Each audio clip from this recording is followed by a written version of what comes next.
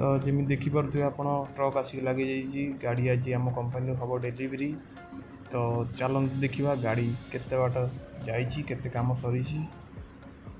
अरे भाई ये देखला गाड़ी किसी प्रोब्लेम हो बोधे। हाँ निहाती रूप से गाड़ी ब्रेक इश्यू अच्छी जोटा कि ब्रेक पाइप फाटी जाइए। तो से गाड़ी बर्तमान एवं डेलीवरी हबार टे असंभव लगुच।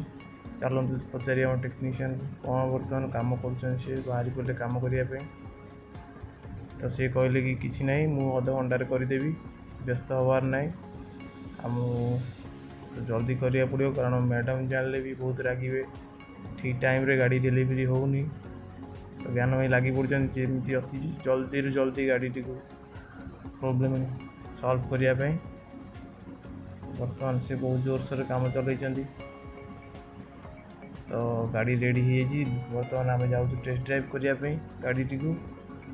गाड़ी जदि पूरा ओके थी तो आराम से डेलीवरी आज हो मैडम भी किसी जापर गाड़ी किसी खराब थिला बोली।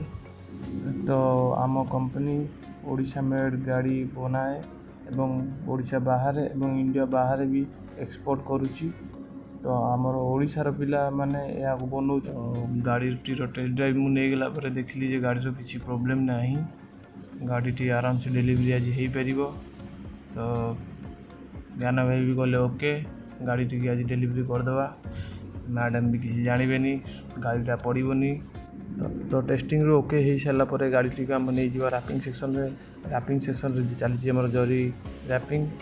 जेहेतु गाड़ी आमर 70 ରୁ 80% आम रोचे फाइबर।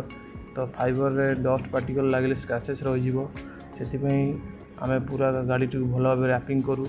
जेहेतु गाड़ी टी बहुत दूर गाड़ी टी जीव आमर लाक्षाद्वीप को बहुत बाट।